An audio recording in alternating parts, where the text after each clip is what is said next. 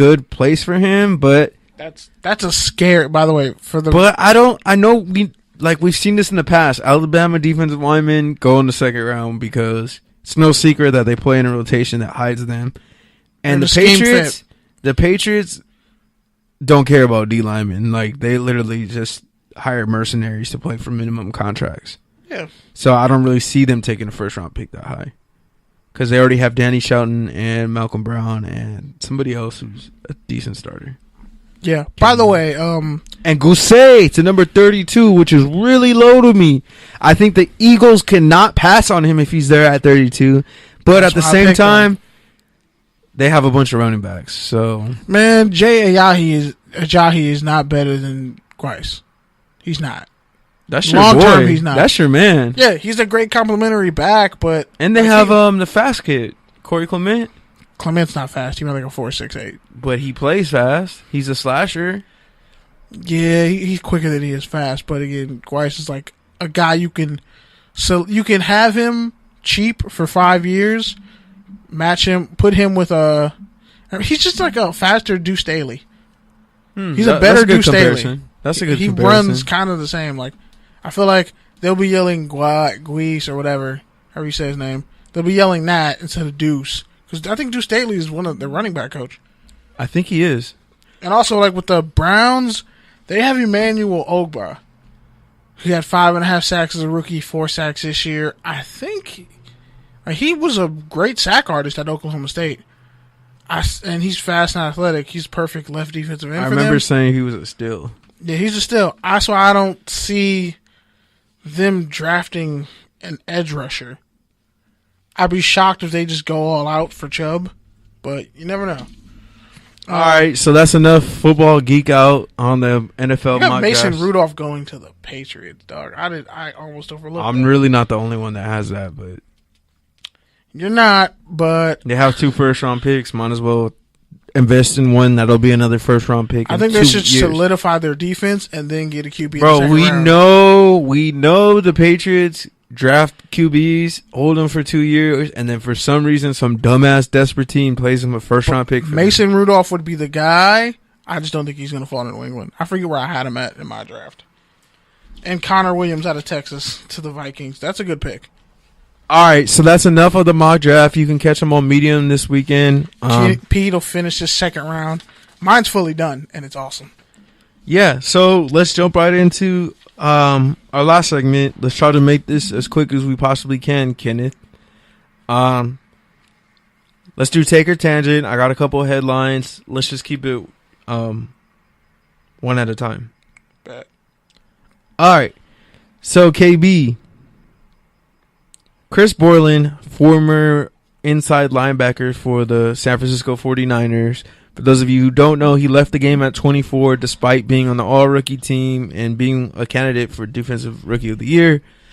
He left to basically not play football. Because he's pretty apathetic about it. He said it on Aaron Foster's podcast, I think.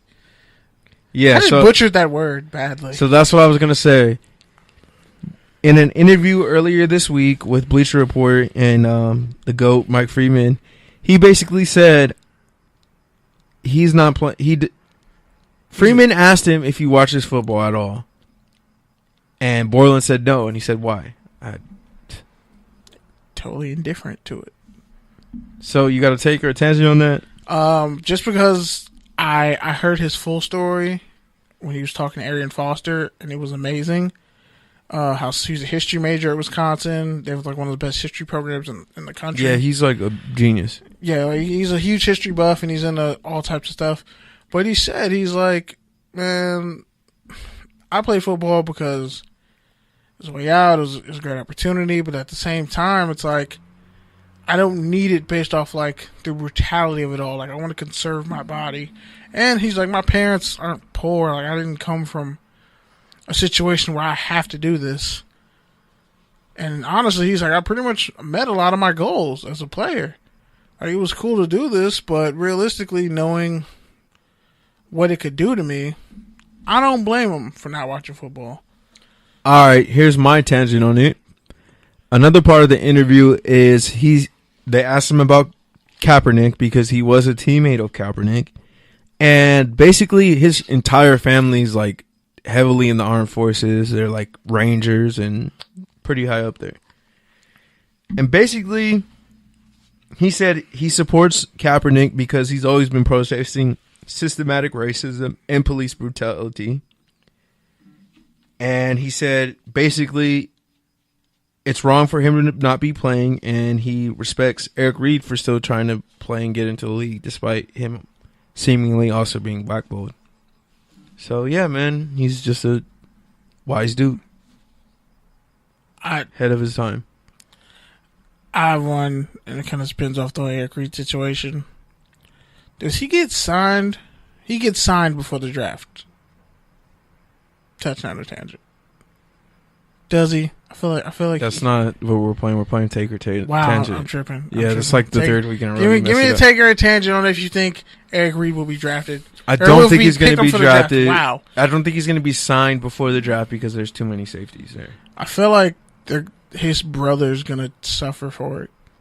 His brother, Justin Reed, he's going to take a hit because they're like, "Are you going to protest?" And I'm like, "Bro." All right, so the New England Patriots, we talked about them being interested in Lamar Jackson last week. This week, reports are that they might try to move up and get Josh Rosen. Do you have a take or tangent on that? The NFL cannot let that happen, but if they do, they deserve every blowout loss imaginable. If you let the Patriots get Josh Rosen, I don't want to hear about your commitment to winning or excellence or just being competent. Because it'll be done. He will destroy you for the next 15 years. All right. Another one you talked about earlier. Basically, Von Miller was talking about the draft, and he said Bradley Chubb is a blend between him and Khalil Mack. Do you have a take or a tangent on that? I think on the lower side, he's not as athletic as Von Miller. Agility, maybe. Brute force, power, and tenacity, Khalil Mack, yes. I agree to that extent. But it also just kind of depends on what situation he goes to. I think... Because if he's in a 4-3, I think yes. But if he's in a 3-4 outside linebacker, and they want him to start doing stuff in coverage, that's when I think you kind of hinder his ability. My take on it is, and what you're kind of getting to is, I think he's more of a pure 4-3 defensive lineman than either of those guys were coming out of college. Exactly. Like, I feel like he's way more comfortable with his hand in the ground. I feel like that's his true natural position. Yeah. Versus those guys were kind of like Mack was a full-on linebacker. Like they say, Miller, Mack could play middle linebacker. And right Miller now. Was like was like a hybrid guy, edge rusher. Yeah. So I think Chubb's a little bit different. All right. So Forte and Devin Hester, they signed 1-day contracts to retire as Chicago Bears. Do you have a take or a tangent on that? That's perfectly right. I just hope Rex Grossman was nowhere near the stadium. All right. Other reports this week, the Seattle Seahawks are probably going to cut last year's second-round pick, Malik McDowell. Really sad. After he missed all of last year due to an ATV accident where he suffered severe eye damage and some brain damage. So do you have a take or a tangent about that? Because I know we've thrown shade at him plenty of times. I feel bad on a human level, but at the same time, you're an idiot for doing that. You learned nothing from Clive Walford. Why? Like, this kind of goes back to, like, the reason there were red flags on him coming out of Michigan State. Questionable decision-making, not a lot of production, and then, like, you put yourself in the situation where you get to an ATV accident and you're already playing football. Like, dude, could you have picked a worse thing to do? Like, literally, going to Vegas and snorting cocaine off strippers would have been a smarter idea. And I can't believe I just said that, but it really would have been a better idea for your own health and sake. And now you're in a situation where the rest of your life you're impaired. Yeah. It's really unfortunate. Not to mention all the money you took out of your pockets. You literally got drafted and then you pissed it all away off that decision. That's why they put certain things in dudes' contracts. Which is why I don't think the Seahawks will take Maurice Hurst. I should probably stay away from defensive linemen from colleges in Michigan. Wow. I got him going to Atlanta. That was my tangent, though. I got him going to Atlanta, so I ain't tripping. On that same note, the Seattle Seahawks are reportedly interested in Rashid Hageman. I never said his name wrong. Rashid Hageman. Hage, whatever. Hageman. I think that. I like how you were going to pretend like you knew how to say it, but you really That didn't. Sounds better. I think there's a certain letter in his name that's actually Hageman. But yeah, he was drafted by the Atlanta Falcons. He played his first four seasons there. He was cut after the Super Bowl because of a domestic violence, which he later pled down from a felony to a misdemeanor, I believe. So, KB, you got to take a tangent on this. He's just really another big athletic D lineman that won't really offer you much. Because I remember when he was on Hard Knocks and he was coming out of Minnesota. You hated him. I thought it was a terrible. Always hated him. Not him as a person. As a prospect, you've always hated him. Yeah. He had a basketball background, which usually means he's functionally athletic, but he doesn't have the instincts that you need at his position, and he may become a decent run stuffer, but really he's just another athletic big body. I was a fan of the pick at the time. I thought he was of great value. At the moment, I think this is an L for the Seahawks because really, what did you just learn? Like from this whole trying to turn the page on players being themselves and making off-field ruckus, all the drama you're supposedly getting rid of. Like you lost Sheldon Richardson, you got Rashid Hageman. Congratulations. Yeah, pretty much. You pretty much just summed it all up. He can't rush the passer, and he's kind of inconsistent and that's against for Sheldon the run. Richardson. He's in Minnesota now. Let that man live. That's a great defense, by the way. That front man. All right. Here's a fun one. If they get a linebacker in this draft, it's over. Here's a fun one.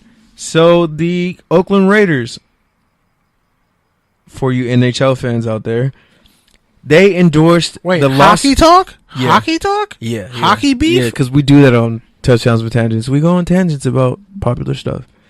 So on Twitter, the Oakland Raiders endorsed the Las Vegas Knights in the Stanley Cup playoffs.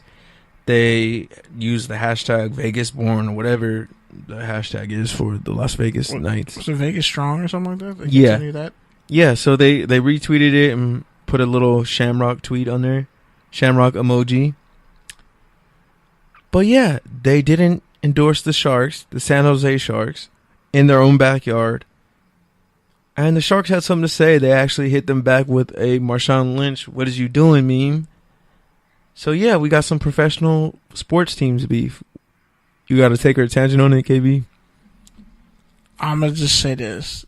There's been long-standing beef between Oakland and San Jose. They know why. Not for me to discuss right now, but there's a beef between the city of Oakland and the city of San Jose for a couple different reasons. And again, they know why. They know what they did. I just think the Raiders haven't even left the Bay yet. They could be there potentially for a year or two, and they're already selling out the Bay. Haven't even won anything. Sorry, and they're already selling out the Bay. Already? Yeah, shaking my damn head. All right, next one. DeAndre Hopkins this week in an interview said him and Deshaun Watson are the best duo in the NFL. Do you have a take or a tangent on that? Here's my take. No, because as we talked about before, and Ndamukong Suh and Aaron Donald are probably the best duo overall. You want to talk about QB receiver? I got one. I got a better one than that. That's not even the Brandon best. Cooks and Jared Goff? No. Amari Cooper and Derek Carr? No. Keenan Allen and Phillip Rivers? You're never going to guess. You could have said Bruce Irvin and Khalil Mack. Oh. Wow. My mic was muted. Sorry. Now I know how you really feel. I'm going to say the best duo in the NFL, clearly. Shout out to the boys in the background. Yeah, there. Welcome to Los Angeles, good news listeners. That was a loud-ass siren. Like, yeah, louder than usual. But anyway, I would have to say it's obviously Aqib Talib and Marcus Peters. And I'm the chain closet Rams snatching. fan. Chain snatching. First off,